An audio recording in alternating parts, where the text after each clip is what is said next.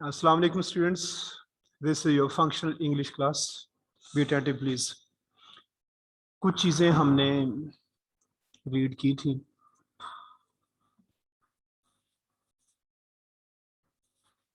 ये बात यहाँ तक आई थिंक हम डिस्कस कर चुके हैं कि फ्रेज और क्लोज ये क्या होते हैं। फ्रेज को हमने कहा था ये ग्रुप ऑफ वर्ड्स है जो कि कंप्लीट सेंस तो नहीं देता, कुछ ना कुछ सेंस जरूर होगी। और फ्रेज हम कहते हैं उस चीज़ को है जो किसी एक चीज़ को रिप्रेजेंट करे। एक चीज से मुराद ये है कि अगर आप रूम की बात करें तो रूम के लिए जो भी वर्ड्स, जिसे हमने कहा था कुछ प्री मॉडिफायर्स होंगे और कुछ पोस्ट मॉडिफायर्स होंगे, तो अगर तो आप उन मॉडिफायर्स के साथ बात रूम की ही कर रहे हैं फिर तो ये फ्रेज होगी। लेकिन अगर आपने ये किया कि room, kitchen, fan, light, white board, अब ये कोई फ्रेज नहीं है एक चीज को रिप्रेजेंट करने के लिए जो आप करेंगे।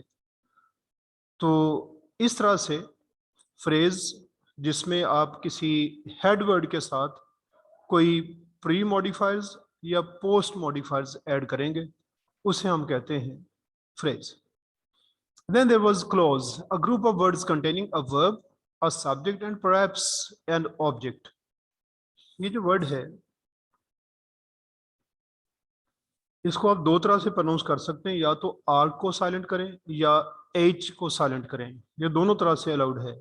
या तो आर को साइलेंट करेंगे तो बनेगा perhaps, और अगर एच को साइलेंट करेंगे तो बनेगा perhaps, ये दोनों तरह से ठीक है। तो क्लोज में हमने कहा कि एक वर्ब हो, एक सब्जेक्ट हो और मे बी एक ऑब्जेक्ट भी हो। ऑब्जेक्ट का होना ज़रूरी नहीं है। लास्ट लेक्चर में अगर आपको याद हो हमने बात की थी कि इसमें ट्रांसिटिव और इनट्रांसिटिव वर्ब्स आ जाते हैं। ट्रांसिटिव वर्ब वो है जिसमें ऑब्जेक्ट की ज़रूरत पड़ती है। और पता कैसे चलता है कि ऑब्जेक्ट की ज़रूरत है इसमें? इसमें हम जब व्हाट या हु का आंसर डिमांड करते हैं वर्ब के बाद, तो इसका मतलब है कि ये वर्ब हमारा ट्रांसिटिव है। आपने सेंटेंस यूज किया कि I bought what, a keyboard.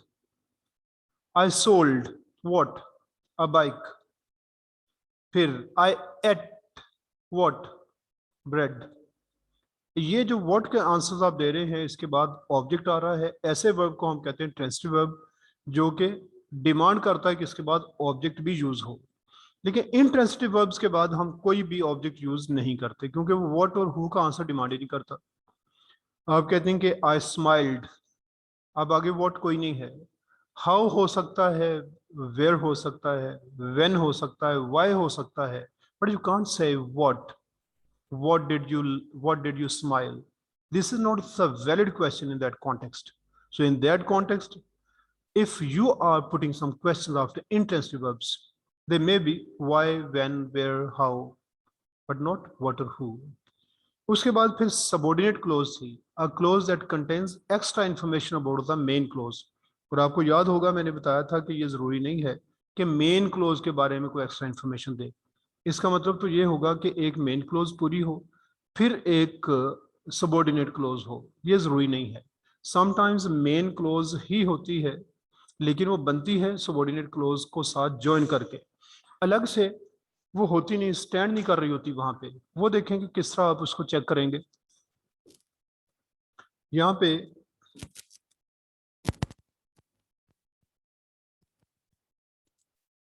ये सेंटेंस देखिए जरा कि what I buy is not your problem. अब इसमें व्हाट आई बाय ये तो एक सबऑर्डिनेट क्लोज है, व्हाट आई बाय। अगर हम इसको अंदर से निकाल दें तो हमारे पास इंडिपेंडेंट क्लोज नहीं बचती। यानी ये जो बुक में लिखा हुआ है ना कि इंडिपेंडेंट क्लोज को ही कोई उसके बारे में इंफॉर्मेशन देगी, उसको डिस्क्राइब करेगी, अगर हम इसको निकाल दें बाकी तो इंडिपेंडेंट बचती नहीं है, वो बनता है सिर्फ इज नॉट योर प्रॉब्लम। लेकिन अगर इज नॉट योर प्रॉब्लम को हमने सेंटेंस बनाना हो तो ये व्हाट आई बाय ये एक सब्जेक्ट का काम कर रहा है यहाँ पे, यानी जहां पे हमने एक नाउन यूज करना था वहां पे ये पूरा सब्जेक्ट एक क्लोज वो काम कर रही है, और बाकी ये सारे का सारा है प्रेडिकेट। इसका मतलब क्लोज तो हमने फिर मिला के एक इंडिपेंडेंट क्लोज बनाई है जिसका सब्जेक्ट एक डिपेंडेंट क्लोज है। तो what I buy is not your problem, subject और प्रेडिकेट।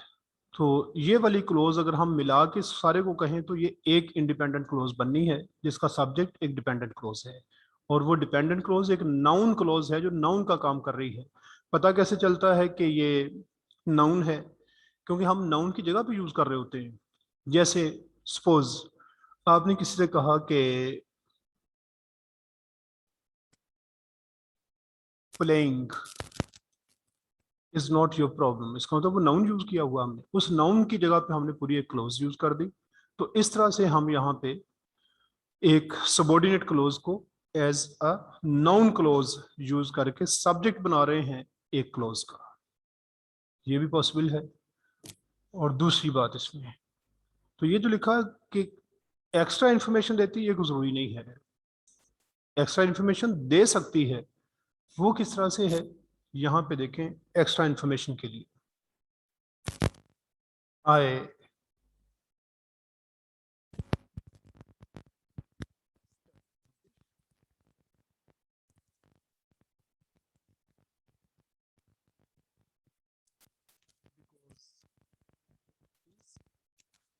an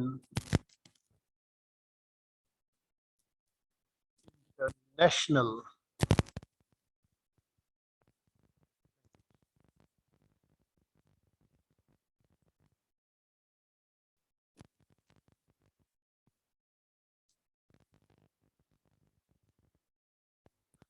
यहाँ पे आप ये कह सकते हैं कि ये कोई एक्स्ट्रा इंफॉर्मेशन दे रही है मेन क्लोज के बारे में। अब मेन क्लोज इसमें कौन सी है? वो है आई स्टडी इंग्लिश, इसके बारे में एक्स्ट्रा इंफॉर्मेशन है because it is an international language, यहाँ आप कह सकते हैं। लेकिन जरूरी नहीं कि हमेशा ऐसा हो। अब ये है इसमें a clause that contains extra information about the main clause, उसे हम कहते हैं सबॉर्डिनेट क्लोज। और subordinate clause as a sentence stand नहीं कर सकती, वो एक सेंटेंस नहीं बन सकती। यहाँ पे देखें कि व्हाट आई बाय, अब यहाँ आके आप फुल स्टॉप लगा दें तो ये पूरा सेंटेंस नहीं बन सकता। लेकिन आई स्टडी इंग्लिश ये एक इंडिपेंडेंट क्लोज है, इसके बाद आप फुल स्टॉप भी लगा दें, that stands as a complete sentence. तो ये इंडिपेंडेंट और डिपेंडेंट क्लोजेज हैं। ये ब्लू बॉक्स में जो आपके सामने है ये है इंडिपेंडेंट क्लोज, और ये जो बाद में जा रही है ये सारी एंड तक ये डिपेंडेंट क्लोज है। तो अब हमने देखना है कि सेंटेंसेस में, क्योंकि हम सिंटेक्स की बात करते हैं कि सेंटेंसेस हम कैसे बनाते हैं, वर्ड्स का क्या अरेंजमेंट होता है जिसकी वजह से सेंटेंस बन जाते हैं, उसकी कुछ टाइप्स हैं। एक हमने पहले जो टाइप्स देखी थी वो ये थी कि मीनिंग बेस्ड टाइप्स कितनी होती हैं, वो थी जिसमें हमने कहा था कि ये 5 मूड्स ऑफ सेंटेंसेस बन जाते हैं, और वो मीनिंग बेस्ड टाइप्स हैं सेंटेंसेस की। अब हम जो टाइप्स देखेंगे वो होंगी स्ट्रक्चर बेस्ड। स्ट्रक्चर बेस्ड में टाइप्स ऑफ सेंटेंसेस देखें, ये इसने यहाँ पे 3 दिए हैं और आगे जाके बुक में ही उसने 4 टाइप्स इसकी दी हुई है, हम यहाँ पे भी इसमें 4th टाइप ऐड कर देंगे। अब देखना है कि ये सेंटेंसेस कैसे बनते हैं। फर्स्ट है इसमें simple sentence, a sentence that consist of 1 close. ये कौन बताएगा आप में से कि ये जो 1 क्लोज होगी ये इंडिपेंडेंट होगी या डिपेंडेंट होगी? Yes, raise your hands please. Yes,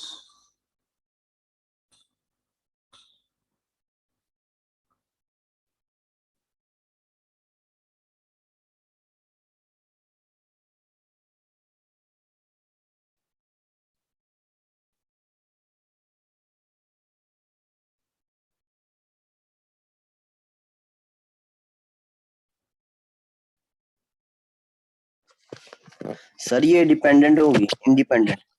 ये सर ये इंडिपेंडेंट क्लोज होगी। कैसे पता चला कि इंडिपेंडेंट होगी? सर क्योंकि ये पूरा एक मानी देगी, पूरा एज सेंटेंस स्टैंड कर पाएगी। यानी अगर हम इसके बाद फुल स्टॉप लगा दें तो ये सेंटेंस बन जाएगा। Yes sir. Very good. तो आई हिट द बॉल, इसमें एक इंडिपेंडेंट क्लोज में क्या उसके कंपोनेंट्स होते हैं? सर कंपोनेंट्स क्या होंगे यस क्लोज के?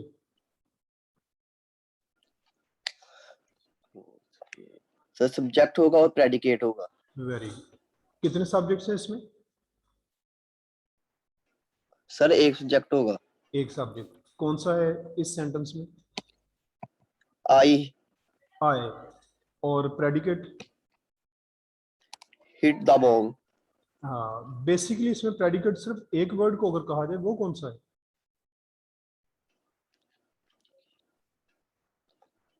वो predicate the ball.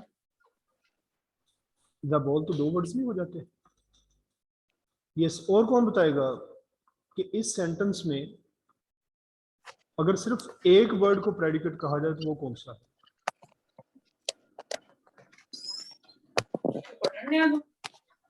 Zainul Abidin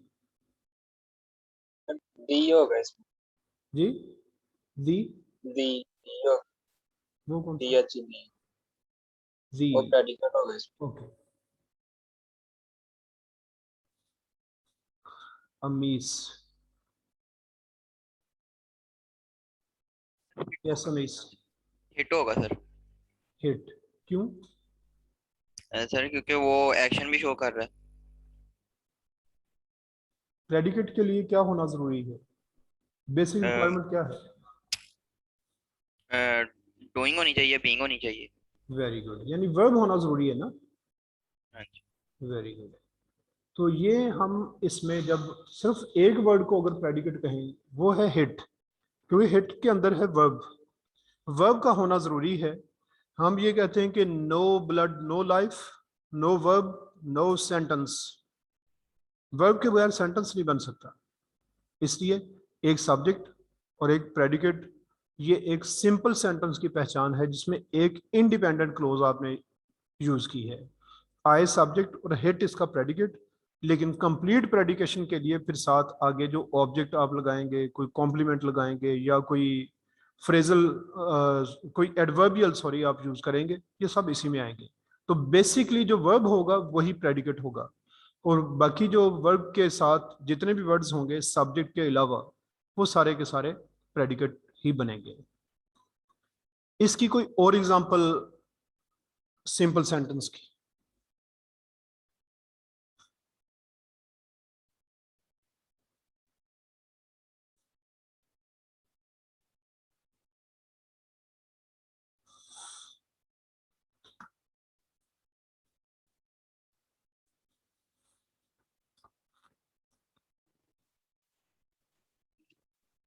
ये Talha. Sir I play cricket. I play cricket, इसमें सब्जेक्ट कौन सा है? आई और प्रेडिकेट?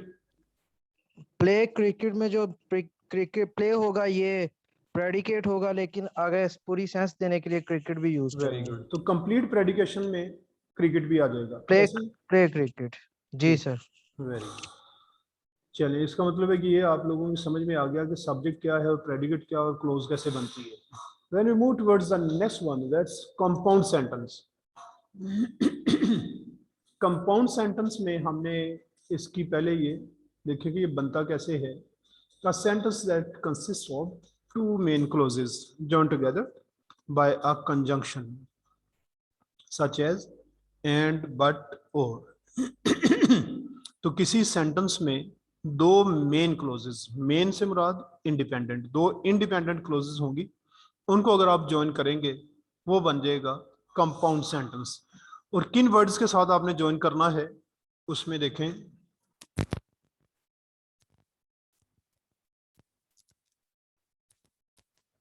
Fan boys. ये 7 वर्ड्स हैं जिनके साथ आप इनको ज्वाइन कर सकते हैं। और फैन बॉयज से क्या बनता है? FOR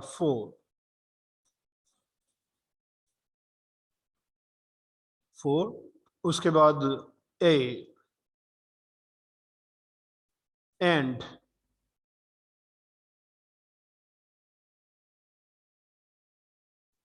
उसके बाद N no, N O R, फिर B, B for but, B U T but, फिर ओ, ओ आर और, then y for yet, yet yet, s for so, for and nor, but or yet so। In words के साथ अगर कोई close start होगी उसे भी हम इंडिपेंडेंट क्लोज ही कहेंगे, क्योंकि हमने यहाँ पे यही कहा है कि दो मेन क्लोजेस इसमें होंगे। तो एक तो ऐसी होगी जिसमें कोई भी फैन बॉयज में से वर्ड नहीं होगा, और दूसरी फैन बॉयज में से आप कोई वर्ड लेके उसके साथ ज्वाइन कर देंगे, तो इसको कहेंगे हम कंपाउंड सेंटेंस, जो कि फैन बॉयज के साथ आपने दो इंडिपेंडेंट क्लोजेस को ज्वाइन करके बनाया। Anwar hit the ball and it flu out of the ground.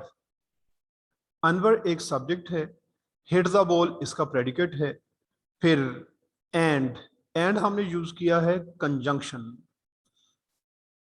Fan boys में से, इट फिर उसका सब्जेक्ट, और flu out of the ground ये हमने एक प्रेडिकेट यूज किया। इस सेंटेंस में पंक्चुएशन वाइज जब हम देखेंगे तो जहां भी आप फैन बॉयज वाली क्लोज ऐड करेंगे वहां पे उससे पहले कॉमा भी होगा। तो यहां बॉल के बाद Anwar hit the ball comma and it flu out of the ground, क्योंकि एंड है फैन बॉयज में से, और फैन बॉयज के साथ जब भी आप क्लोज कोई भी ज्वाइन करेंगे तो आप एक कॉमा लगा के उसको फिर ज्वाइन करेंगे। Anwar hit the ball comma and it flu out of the ground. इसका कोई एक सेंटेंस आप लोग अगर और बना दें।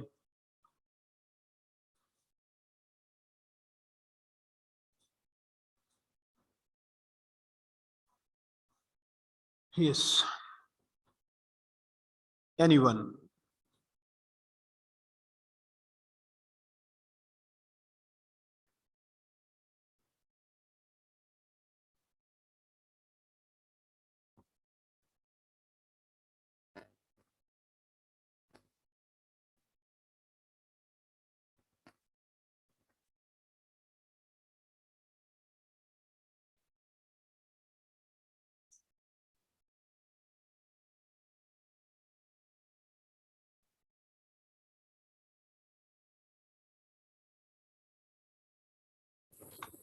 Sir, he worked hard and saved the money. Sorry, He worked hard and saved the money.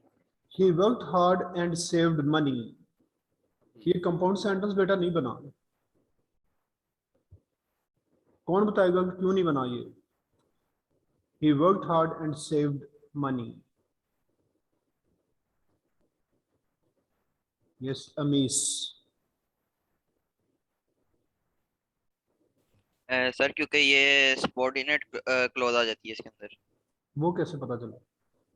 Sir, क्योंकि वो दूसरी डिपेंडेंट क्लॉज बन जाती है ना, उसकी वजह से। Save the money, he worked hard and save the money, नहीं उसके तो ऊपर डिपेंड कर रही है। सबॉर्डिनेट कैसे बनी? कौन सी चीज सबॉर्डिनेट कर देती है उसको? एंड तो एंड तो हमने लिखा हुआ है कि इनके साथ हमने ज्वाइन करना है, फैन बॉयज में लिखा तो हुआ है। पर वो इंडिपेंडेंट नहीं ना, और ये दूसरी क्लॉज पर सेव द मनी, जी पर सेव द मनी पर इंडिपेंडेंट नहीं ना बन रही उसकी वजह से, क्योंकि नहीं, उसने ही। इंडिपेंडेंट हमने अपनी हाँ, उसके अंदर सब्जेक्ट नहीं है दूसरी क्लॉज के अंदर। क्या करें ना, हम स्ट्रक्चर को चेक करना है, ये नहीं हम अपनी अंडरस्टैंडिंग नहीं देखेंगे कि उस पर दूसरे डिपेंड में कर रही है कि सब्जेक्ट नहीं है। नहीं। हाँ सब्जेक्ट नहीं है उसमें, सब्जेक्ट होना जरूरी है, सब्जेक्ट और प्रेडिकेट। क्यों भी अली अहमद बेटा, समझ आ रही है जी आपको? जी सर आ रही है. क्या मिस किया था आपने? क्या होना चाहिए सेंटेंस, कैसे कंपाउंड बनेगा? He worked hard and he saved the money. And he save the money. अगर जी आप ही वहां पे सब्जेक्ट यूज करेंगे फिर ठीक। जी ओके. अच्छा जी, और अमीस आप भी जरा एक सेंटेंस बनाए फिर।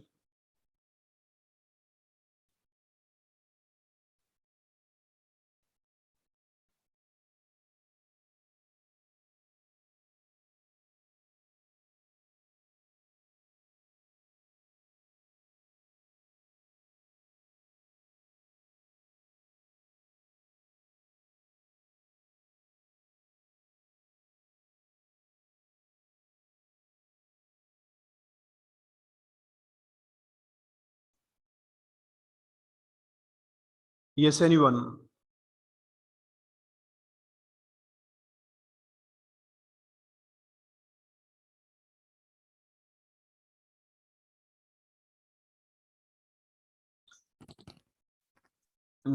तलहा, सेंटेंस आप जिसमें बनाना है एंड के अलावा बनाना है। एंड के अलावा सर? ये यट का, बट का, किसी का बना दें आप।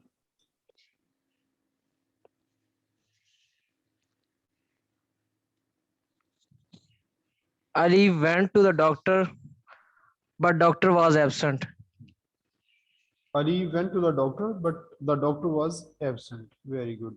अच्छा, yet कैसे यूज होता है? बट और yet में क्या डिफरेंस है? But or yet.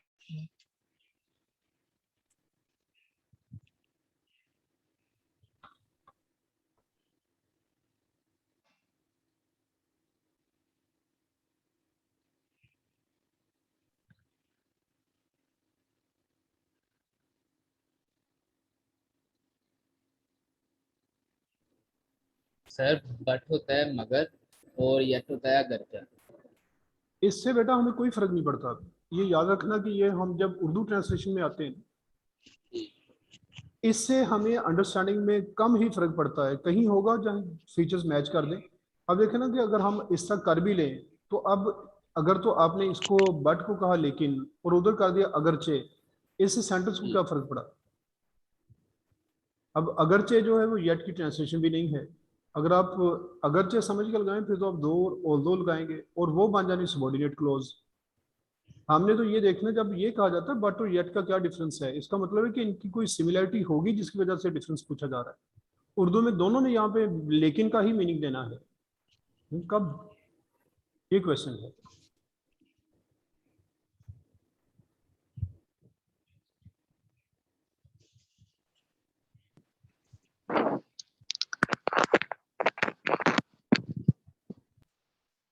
सर ये टाइम के लिए इस्तेमाल किया जाता है।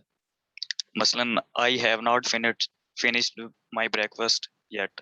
अच्छा, और बट मतलब कि अभी तक मैंने अपना नाश्ता खत्म नहीं किया। बट लेकिन कोई काम हो रहा है लेकिन अभी अधूरा है या कंप्लीट नहीं हुआ। अब बट और येट में क्या सिमिलरिटी है?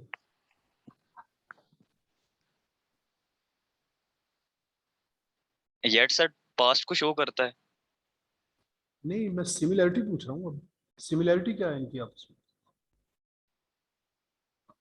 इन दोनों में सर काम कंप्लीट नहीं होते। अच्छा, नहीं ऐसा नहीं।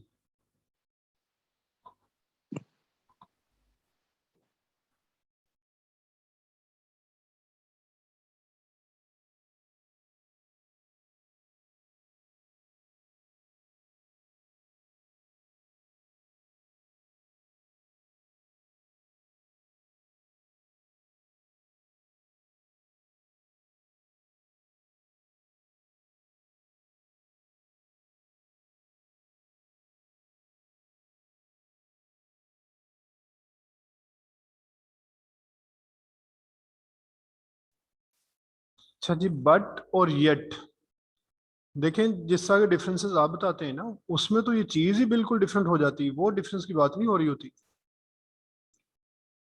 ये असद से दूसरे फिर देखते हैं।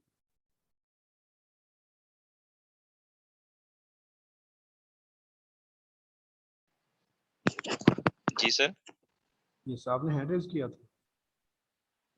नहीं अभी तो नहीं सर। ये आपका ही हाथ है। ये कुछ ने तो हाथ पीले किए और कुछ ने हाथ काले भी हैं अंदर। वो पता नहीं ये क्यों किए हुए हैं इस तरह के। वो लोअर नहीं किया सर, सॉरी। अच्छा चलिए। अच्छा जी, इसमें अब ये है कि दोनों ही कंट्रास्ट को शो करते हैं। बट भी कंट्रास्ट के लिए, येट भी कंट्रास्ट के लिए, लेकिन स्ट्रॉन्गर कंट्रास्ट के लिए हम येट यूज करते हैं। एक है ये कहना कि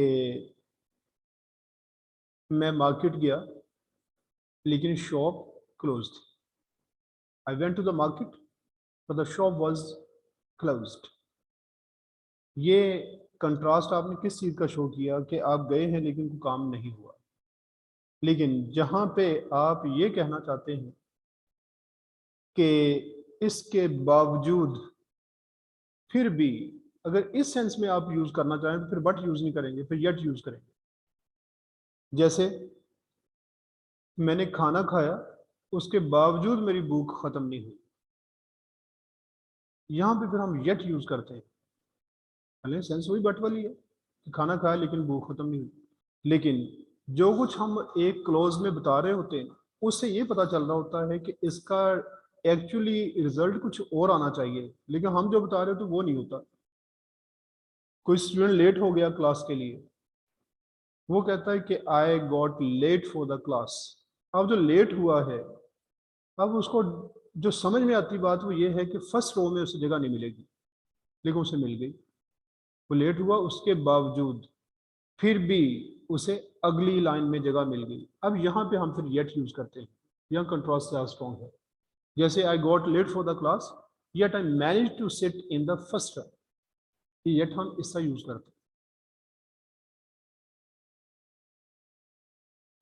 एन नोर है इसमें, नोर, नोर कैसे यूज करेंगे? नोर का कोई sentence?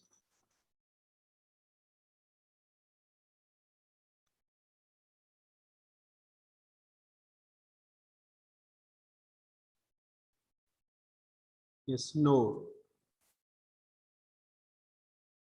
Anyone?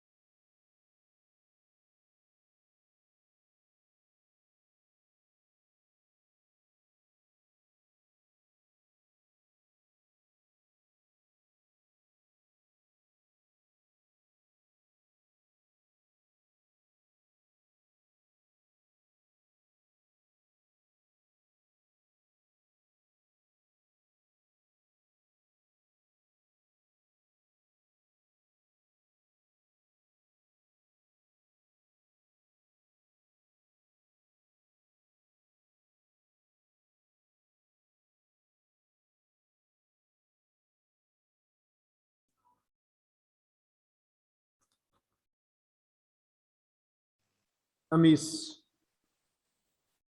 She doesn't like milk nor she like juice. अच्छा, इस सेंटेंस आपका ठीक है, बस ग्रामेटिकली गलत है। ये मैं आपको अब बताता हूँ कि इसमें करना क्या था अभी।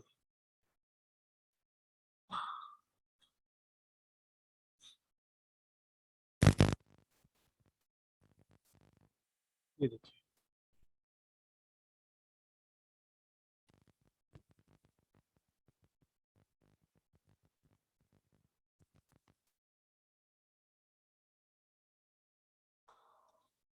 does not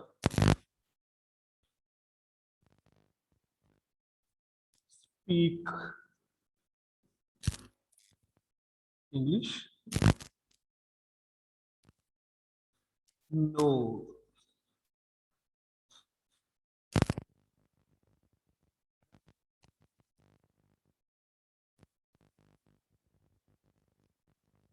listen.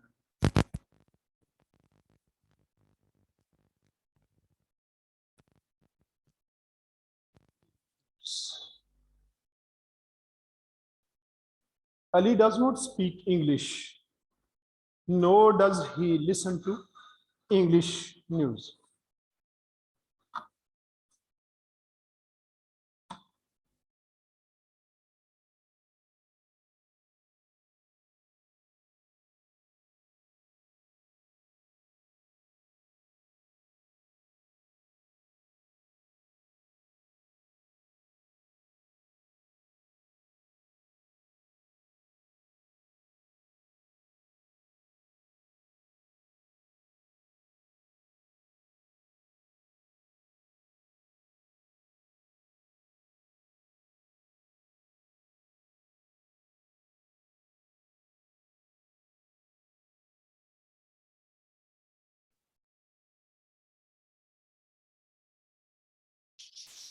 यस तो मोहम्मद। सर ये I do not speak English nor do I speak French, ये हो सकता है? नो डू आई स्पीक, दोबारा जरा रिपीट प्लीज।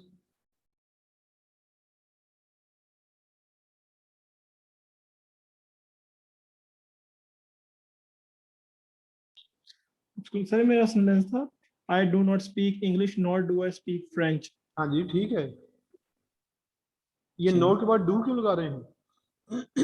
सर आपसे मैंने सेपरेटली आगे सुना था, आपने कहा था nor do I like nor do I speak, ये आपने कहा था नॉर डू लगना है बाद में, नहीं आपने पूछा हूं सेंटेंस ना। लिख के दिया था मुझे। ओहो, मैं कब कह रहा हूँ गलत कह दिया आपने, मैं ये पूछ रहा हूँ कि क्यों लगाना है ये। सर ये नॉट डू सर इसलिए लगाते हैं क्योंकि सर हमारा स्टार्ट में ना हमने ये इसके दिखाया है सर, पता है बताना नहीं आ रहा। ठीक है, नोर है एक नेगेटिव एडवर्बियल।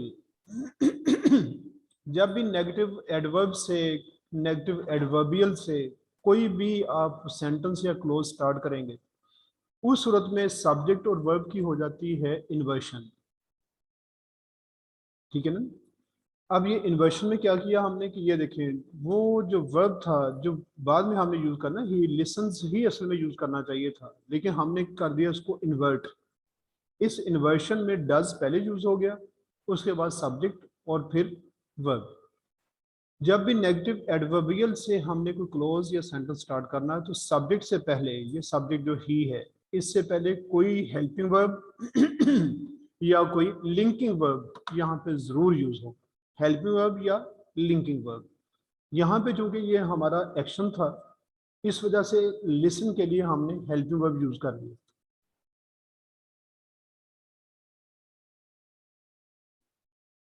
अगर यहाँ पे हमारे पास कोई स्टेट ऑफ बीइंग होती, फिर हम लिंकिंग वर्ब पहले यूज करते। वो भी मैं एक सेंटेंस लिख देता हूँ, ये देखिए।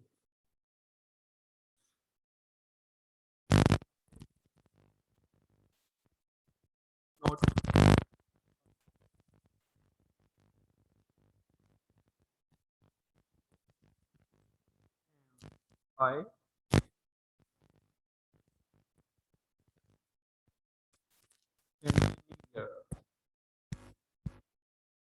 ना मैं डॉक्टर हूं ना ही इंजीनियर हूं।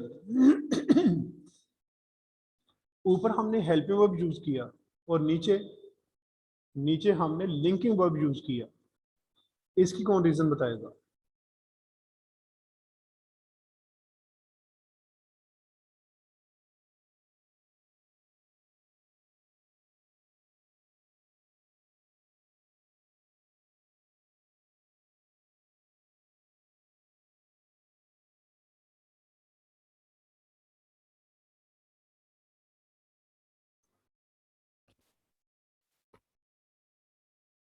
कलहा जावेद। सर ऊपर हमने जो हेल्पिंग वर्ब यूज किया वो इसलिए क्योंकि आगे एक्शन शो हो रहा है, और नीचे लिंकिंग वर्ब इसलिए क्योंकि आगे वो state of being state show कर रहा है। Very good. ऊपर क्योंकि एक्शन था तो हमने एक्शन के लिए हेल्पिंग वर्ब यूज किया, जहाँ स्टेट ऑफ बीइंग थी वहां पे हमने लिंकिंग वर्ब यूज किया, ये एम। आगे तो कोई वर्ब नहीं है, यही वर्ब था लिंकिंग वर्ब जो मेन वर्ब का काम कर रहा था, उसे ही हमने सब्जेक्ट से पहले यूज कर दिया। वरना ये बनना तो ये चाहिए था कि नोर आई एम एन इंजीनियर, देखिए ये नोर जो है नेगेटिव एडवर्बियल आपने स्टार्ट में यूज कर दिया, उसकी वजह से यहाँ पे हमने लिंकिंग वर्ब को सब्जेक्ट से पहले यूज किया। ये इन्वर्शन यहाँ पे हो रही है, इन्वर्शन उलट कर दिया हमने, इन्वर्ट कर दिया। गुड।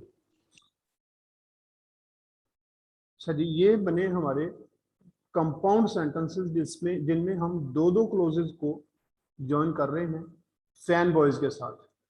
और फैन बॉयज जैसा पहले मैंने बताया, फॉर एंड नो, बट और येट सो, इनके साथ आप दो इंडिपेंडेंट क्लोजेस को ज्वाइन कर दें तो वो जो सेंटेंस बनेगा उसे हम कहते हैं कंपाउंड सेंटेंस। इसमें कुछ ग्रामेरियंस ने एक काम और भी किया हुआ है, वो ये कहते हैं कि कंपाउंड सेंटेंस में अगर आप दो क्लोजेस ज्वाइन करेंगे आपस में वो तो बनता है डबल सेंटेंस, और अगर इसमें आप दो से ज्यादा क्लोजेस को ज्वाइन कर देंगे, इंडिपेंडेंट होगी सारी, उसे फिर कहते हैं मल्टीपल सेंटेंस। लेकिन ये बात यहाँ तक किसी हद तक ठीक है, ये 100% बात ठीक नहीं है। वो इसलिए कि कंपाउंड सेंटेंस में अगर हम दो इंडिपेंडेंट क्लोजेस को ज्वाइन कर दें फैन बॉयज के साथ, उसे हम डबल सेंटेंस सिर्फ नहीं कहते, बल्कि डबल सेंटेंस का मतलब ये होता है जिसमें भी दो क्लोजेस आ जाए वो डबल हो जाता है, और जिसमें ज़्यादा हो जाए वो मल्टीपल हो जाता है। बहरहाल वो हमारा यहाँ पे मेन कंसर्न है नहीं है। और ये फोर के साथ एक सेंटेंस अगर कोई बना दे, FOR 4, इसके साथ सेंटेंस,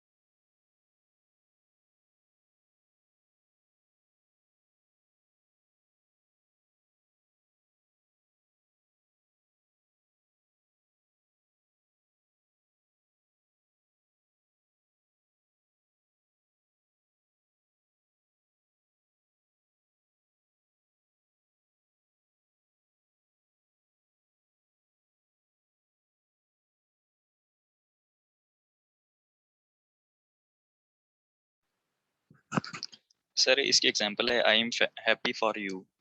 किसी के लिए ये मसलन बेटा किसी अब गौर करें जरा, फोर के बाद आप क्या यूज कर रहे हैं? You you. और हमें एक क्लोज के लिए फोर के बाद क्या यूज चाहिए? प्रेडिकेट और प्रेडिकेट से पहले वर्ब। नहीं, प्रेडिकेट तो वर्ब ही है ना, उससे पहले क्या यूज करते हैं आप? प्रेडिकेट से पहले क्या होता है?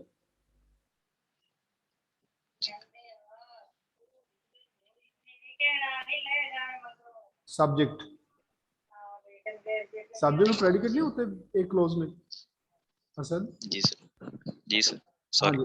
अब देखिए ना, अगर आप फॉर यू लगा रहे हैं, यस सर, अगर चलें किसी हद तक हम यू को सब्जेक्ट मान लेते हैं तो आगे प्रेडिकेट भी होना चाहिए, फिर ऐसे होगा ना? जी। हाँ, बनाएं फिर जरा।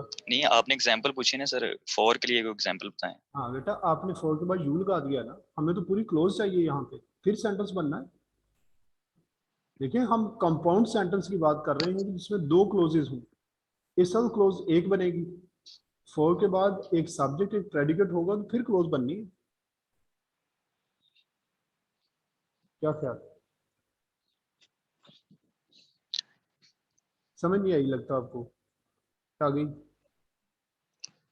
अगर एग्जांपल आप दे दें तो ज्यादा एग्जाम्पल ही बेहतर। तो पूछ रहा हूँ आप लोगों से, किसने बना लेनी है, बहरहाल अभी देखते हैं। Yes, anyone else? फोर के बाद पूरी क्लोज कैसे यूज होगी?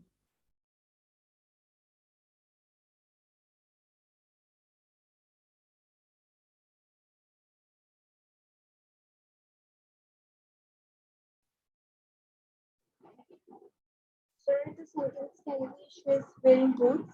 Sorry, For it is again the again. sentence can be she is wearing boots for it is cold outside. For it is cold outside, very good. क्योंकि इसमें आपने subject भी use कर लिया और प्रेडिकेट भी यूज कर लिया। यूं समझें कि फॉर को हमने बिकॉज की सेंस में ही एक्चुअली यूज करना है, तो बिकॉज की सेंस में आप यूज करेंगे तो जैसा बिकॉज के बाद आप पूरा एक सेंटेंस की तरह से सब्जेक्ट और प्रेडिकेट यूज करते हैं, वही यहाँ भी यूज कर लें।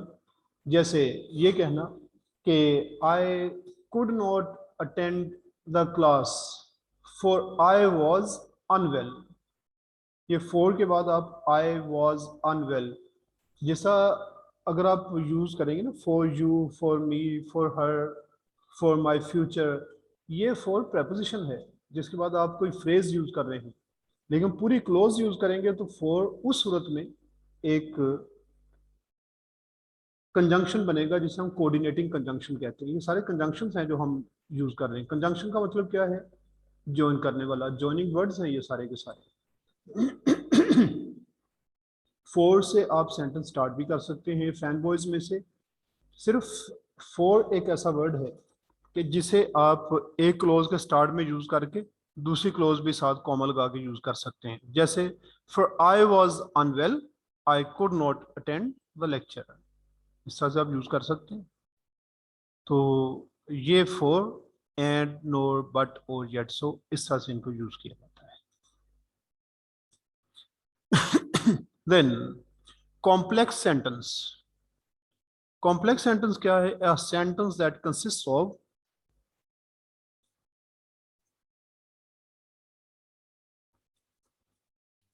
सर मैंने पूछना था अवर्जन इन्वर्जन सिर्फ हम नॉर के साथ यूज करेंगे? नहीं बेटा, ये नेगेटिव फैन बॉयज एडवर्बियल्स यहाँ भी आएंगे। नहीं, हाँ, सिर्फ फैन बॉयज के। हाँ, इनमें सिर्फ नोर है। और कभी कभी ना ये सो जो है ना, सो ये भी यूज होता है। एक तो है कि सो को हम अगर ऐसे यूज करते हैं लाइक के I remained home so I could not get any prizes, ठीक है ना? ये तो सो यूज करते हैं ना इस तरह भी। लेकिन एक सो में हम इन्वर्शन भी कर जाते हैं। किस तरह से? आप कहते हैं कि my father is an honest man so am I, मैं भी उन्हीं जैसा ही हूं। ये सो के बाद फिर हम इन्वर्शन कर लेते हैं, सो के बाद भी हो जाती है, लेकिन हर जगह पे नहीं है। नोट तो आप जब भी स्टार्ट में लगाएंगे तो जरूर होगी। सर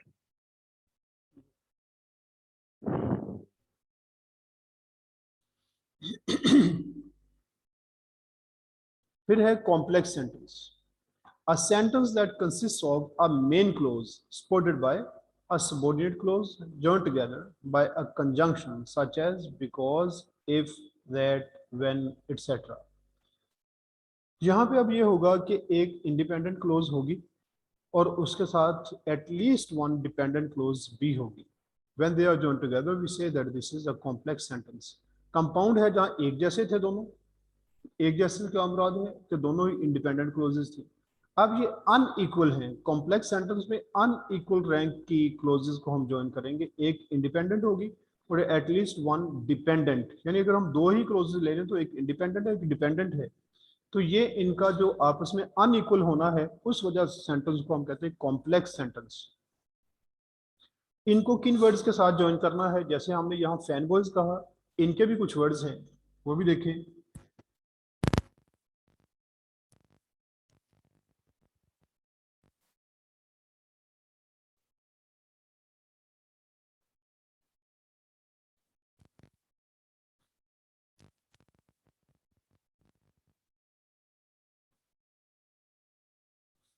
ऑन अ वाइट बस। ये अभी हम ज्यादा डिटेल में नहीं जाएंगे, कुछ इसमें से मैं आपको बता देता हूँ जो हम यूज करेंगे कॉम्प्लेक्स सेंटेंस में। बाकी जब हम कंजंक्शन पे पहुंचेंगे फिर उस वक्त इन डिटेल इंशाल्लाह इन सबको डिस्कस करेंगे। अभी इनमें से लाइक ये टी आपको नजर आ रहा है वाइट बस में, टी जैसे दो आप यूज करें, THOUGH दो। और जो ऑन अ वाइट बस ए है, ए क्या है? ऑल्दो, इससे बन जाता है। एस है जैसे एंड पे बस के, एस सिंस के लिए हम यूज कर लेते हैं, बी बिकॉज के लिए यूज करते हैं। तो ऑन अ वाइट बस ये भी कुछ कंजंक्शंस हैं, लेकिन ऊपर वाले जो कंजंक्शंस थे वो सारे के सारे इक्वल रैंक के लिए हमने यूज किए थे। और यहाँ पे जो ऑन अ वाइट बस है ये अनइक्वल रैंक की क्लोजेस को हम ज्वाइन करने के लिए यूज करेंगे। ऑन अ वाइट बस, अब ये भी यानी 1 2 3 4 5 6 7 8 9 10 11 लेटर्स हमने यूज किए हुए हैं। ऊपर 7 लेटर्स यूज किए थे, अब 11 लेटर्स यूज किए हुए। तो ये कॉम्प्लेक्स सेंटेंस बनाएंगे। जो भी क्लोज ऑन अ वाइट बस से स्टार्ट होगी वो डिपेंडेंट क्लोज होगी या सबॉर्डिनेट क्लोज जो दूसरा नाम है उसका, वो इस तरह से यूज होगी। अगर इनमें से हम नहीं यूज करते, फैन बॉयज में से करेंगे, तो फिर ये कंपाउंड सेंटेंस बनेगा और क्लोज इंडिपेंडेंट होगी जो फैन बॉयज से स्टार्ट होगी। लेकिन जो ऑन अ वाइट बस से स्टार्ट होगी वो डेफिनेटली एक सबऑर्डिनेट क्लोज है। तो इसमें देखें कि सेंटेंस कैसे बनेगा। हाँ, पहले ये लिखा हुआ sentence that consist of a main close supported by a subordinate close joined together by a conjunction such as because, if, that, when, etc. ये आप देखेंगे तो सारे ये ऑन अ वाइट बस में से वर्ड्स बन जाएंगे। बी, वो जो बस में था वो बिकॉज, इफ, आई, वाइट में आई लिखा था हमने, दैट वो जो टी है, दो भी है, दैट भी है, फिर डब्ल्यू, वाइट में जो डब्ल्यू था वो व्हेन। तो इस तरह से हम इनसे सेंटेंसेस बनाते हैं, जैसे we will play cricket when Iqbal brings the ball, when Iqbal brings the ball. ये एक्चुअली अपने तौर पे ये कोई भी सेंटेंस के तौर पे स्टैंड नहीं कर सकती ये close, when Iqbal brings the ball. ये एक्चुअली किस चीज के लिए यूज की हमने कि वी विल प्ले क्रिकेट, हम क्रिकेट खेलेंगे कब, उसका टाइम जो है वो आपने बताया when Iqbal brings the ball, जब बॉल आएगी उसको खेलेंगे। तो when Iqbal brings the ball ये एक सेंटेंस नहीं है, बल्कि जो मेन सेंटेंस आपका वी विल प्ले क्रिकेट, उसके एक्शन का टाइम बता रहा है कि किस वक्त खेला जाएगा। तो ये एक कॉम्प्लेक्स सेंटेंस है। एक मैंने कहा था कि मैं आपको इसकी फोर्थ टाइप जो आगे जाके बुक ने यूज की है, यहाँ पे नहीं लिखी, वो भी यहीं पे कर ले, वो है कंपाउंड कॉम्प्लेक्स सेंटेंस। वो फोर्थ टाइप है, जैसे सिंपल सेंटेंस, फिर कंपाउंड, फिर कॉम्प्लेक्स, अब कंपाउंड कॉम्प्लेक्स सेंटेंस। वो देखना है कंपाउंड कॉम्प्लेक्स सेंटेंस किस तरह से बनता है।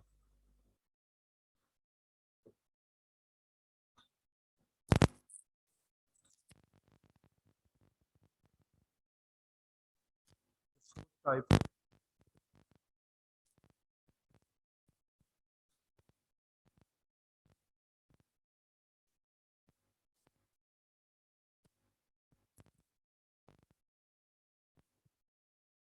Compound complex sentence. जैसा कि हमने पीछे कंपाउंड सेंटेंस देखा था, इसका मतलब है कि पहले कंपाउंड बनाएंगे और कंपाउंड के बाद फिर उसमें हम सबऑर्डिनेट क्लोज ऐड करके इसका कंपाउंड कॉम्प्लेक्स सेंटेंस बना देंगे।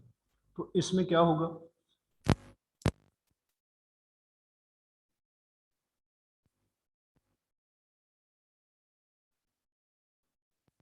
At least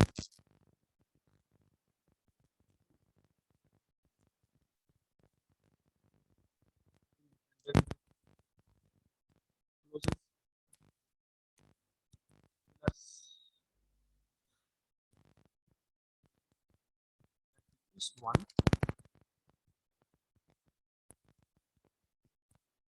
and then close। ये इसका बनेगा sentence.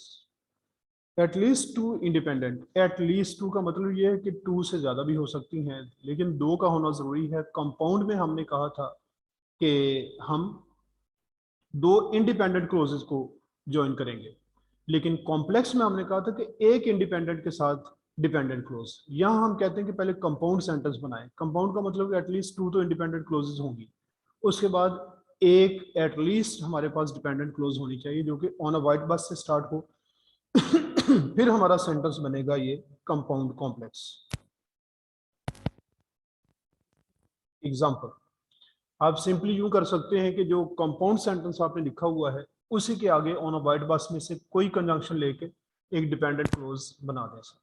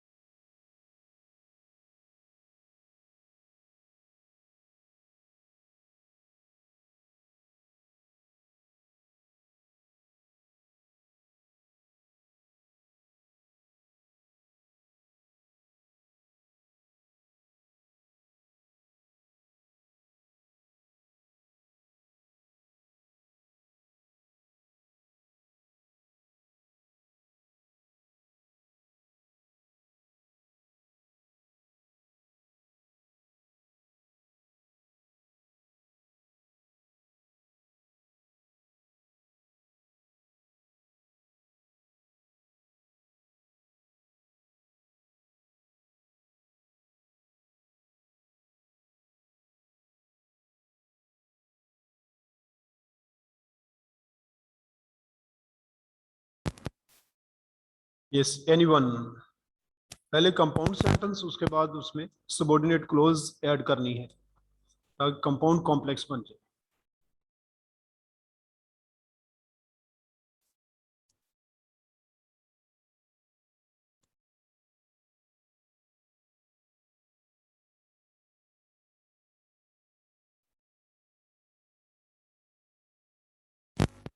Right.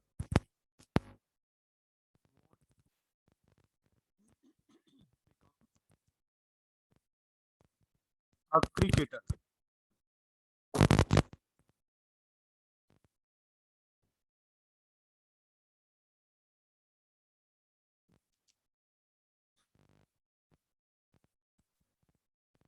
Want to become a cricketer? Yet my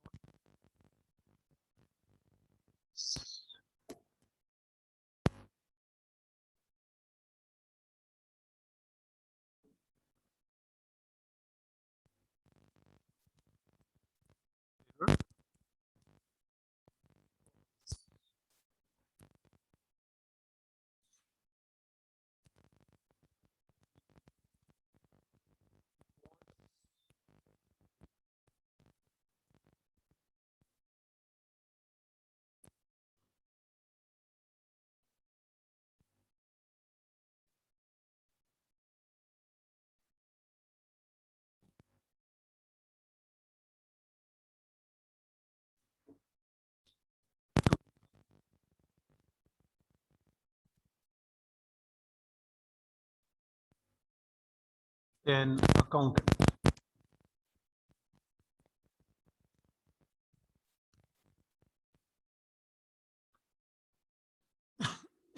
यहाँ पे हमने 3 क्लोजेस यूज की हैं। I want to become a cricketer, यहाँ तक एक इंडिपेंडेंट क्लोज। फिर फैन बॉयज में से हमने येट लिया, इसका मतलब ये भी इक्वल रैंक की एक क्लोज है, वो भी independent. Yet my father is not in its favour. और आगे हमने जाके एक डिपेंडेंट क्लोज यूज की, because he wants me to become an accountant. तो ये 3 क्लोजेज हैं जिनमें से 2 इंडिपेंडेंट है। पहले हमने कंपाउंड सेंटेंस बनाया और उसके बाद फिर हमने इसे कॉम्प्लेक्स किया डिपेंडेंट क्लोज के साथ। तो I want to become a cricketer yet my father is not in its favour, यहां तक ये कंपाउंड सेंटेंस। बिकॉज वाली क्लोज क्योंकि डिपेंडेंट है, इसकी वजह से ये कॉम्प्लेक्स हो गया, तो कंपाउंड कॉम्प्लेक्स सेंटेंस। 3 क्लोजेस हैं इसमें।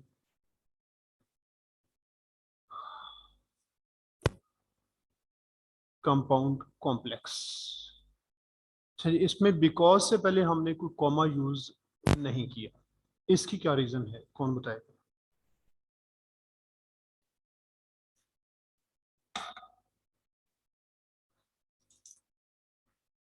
यस,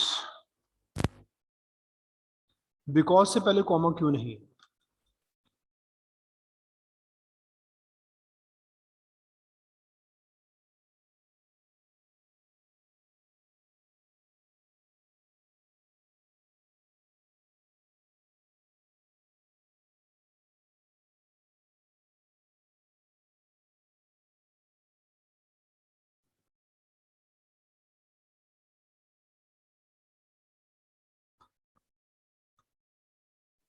सर क्योंकि ये एक ही सेंटेंस है इसलिए।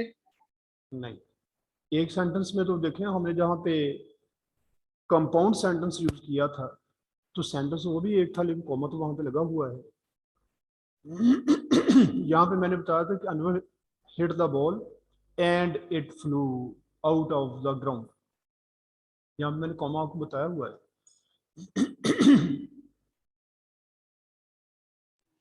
तलहा, सर क्योंकि बिकॉज जो है ये फैन बॉयज वाली कंजक्शन नहीं, ऑन अ वाइट बस में आपने कॉमा नहीं बताया था, तो ये वहां से आई है इसलिए। चले, ये यहाँ तक तो बात ठीक है। अब इसका रूल फिर मैं बताता हूँ आपको। मेरा ख्याल तो शायद आपने कहीं वैसे भी सुना हो, लेकिन मेरा ख्याल आपने नहीं सुना होगा ये। असद, सर कॉमा उस वक्त यूज होता है जब डिपेंडेंट क्लॉज इंडिपेंडेंट से पहले इस्तेमाल की। Very good, that's the right answer. अगर डिपेंडेंट क्लोज इंडिपेंडेंट क्लोज से पहले आ जाए फिर हम कॉमा यूज करते हैं, अगर ये बाद में आए तो कोई कॉमा नहीं। यानी अगर आप एक सेंटेंस इस तरह का बनाते हैं कि if you deceive us we will beat you,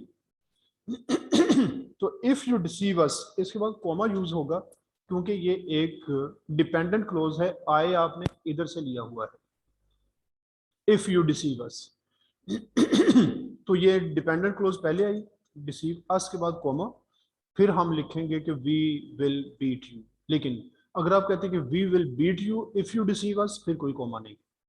तो ये सेंटेंसेस की टाइप्स थी, 4 टाइप्स जो आपने यूज की। हाँ, और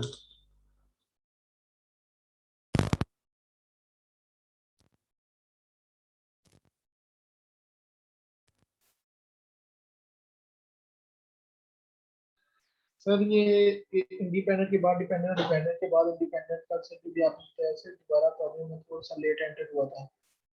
हाँ जी, इंडिपेंडेंट क्लोज तो वो है जहाँ पे हम या तो कोई भी कंजंक्शन यूज नहीं करते या फैन बॉयज में से कोई वर्ड यूज कर लें, वो तो इंडिपेंडेंट होगी। ऑन अ वाइट बस में से जब आप कोई यूज करेंगे तो वो डिपेंडेंट क्लोज बन जाएगी। तो डिपेंडेंट क्लोज अगर पहले आएगी तो हम उसके बाद कॉमा लगा के इंडिपेंडेंट क्लोज लिखेंगे, और अगर इंडिपेंडेंट क्लोज पहले आएगी तो डिपेंडेंट क्लोज के लिए सेंटर में कोई कॉमा नहीं होगा। ये बात ठीक है जी, दैट्स इनफ। बाकी कल इंशाल्लाह। Thank you very much. Get ready for your business communication class. Assalamu alaikum.